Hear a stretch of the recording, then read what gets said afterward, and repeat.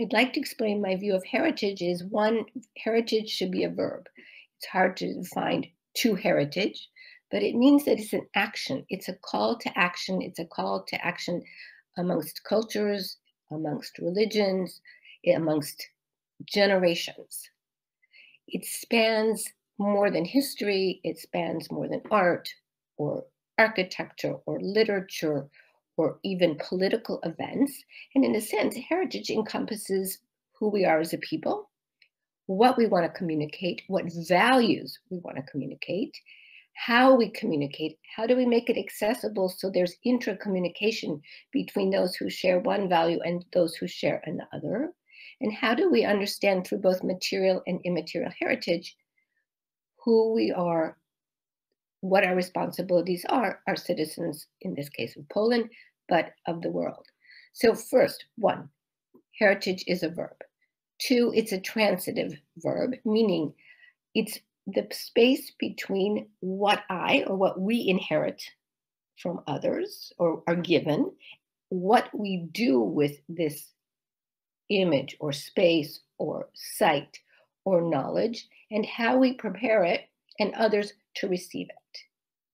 And when we speak about Polish Jewish heritage, first of all, I think it's important that we take out the hyphen between Polish and Jewish. It's Polish Jewish or Jewish Polish heritage. We can discuss it. But we have to understand that Jewish in this instance is a description of a piece of, part of, integral as it is, of Polish heritage. And sometimes we find ourselves stuck in a kind of an image of heritage. When one says archive or one says heritage site, many people think, oh, something old, decrepit, something that's irrelevant to me, something that requires money. We have other issues in communities that we have to deal with. It requires more understanding of the past. So I want to take an example. And this example is particularly dear to my heart. It's the Polish Jewish treasure of the Ringelblum Archive. And I want to put this on the table as a way of looking at what we term material heritage, but how it also includes immaterial heritage and why it's such a treasure. And it's not just because of the way it was created and why it was created and for whom it was created and the fact that it survived. It's all of those things at once. And one could say, good, as a historian, I will use these materials to explore X. Or as an artist, I will look at the drawings that were left in the archive and learn more about artists, how art was used in the ghetto to reach people, to express themselves. But let's just look at it as a theory of heritage, creation of documents and an assembly of artifacts that were meant to tell a story. They were written in real time. It was made specific by Ringelblum and all the members of Oneg Shabbos that you write the story, you write the fact, you collect the document today. They had planned, as we know, to use all of these materials after the war to document the atrocities, life and death in the Warsaw Ghetto, among other ghettos.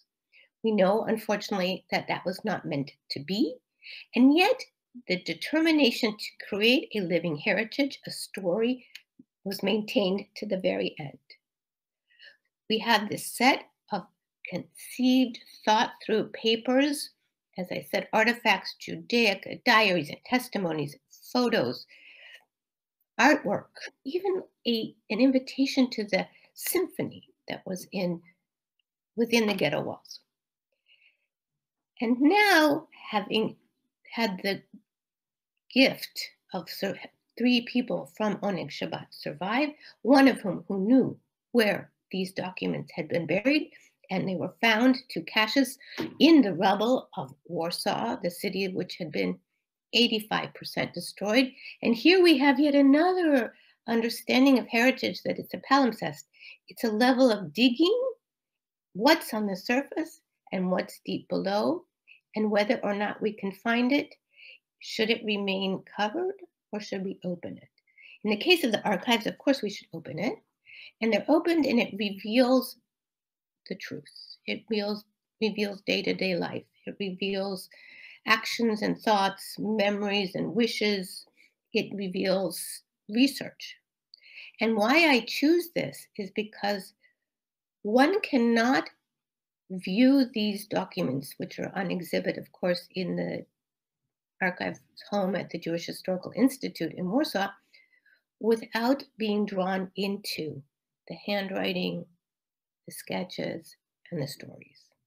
And so when we look at archives just as one form of heritage, we see that they bring to life those who are no longer with us, but we cannot relegate it only to the past information. How might it affect me? So, for example, if I'm looking for my family roots, which I have in Bielsko-Biała, I could say, you know what? This happened 200 years ago.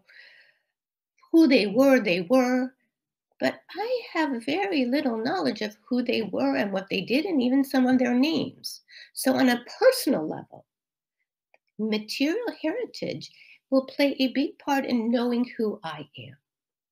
So, on the one hand, you have a communal heritage, such as, let's say, the Ringelblum archives, which talks about who we might be as a people, what we were going through, what we would like to do in the future, and personal heritage, which is all about me and my family. The next piece of this, as we all know, though, is national heritage. And the challenges come when we want to make sure that our personal heritage, our communal heritage, is clearly part and parcel of an acknowledged and respected national heritage.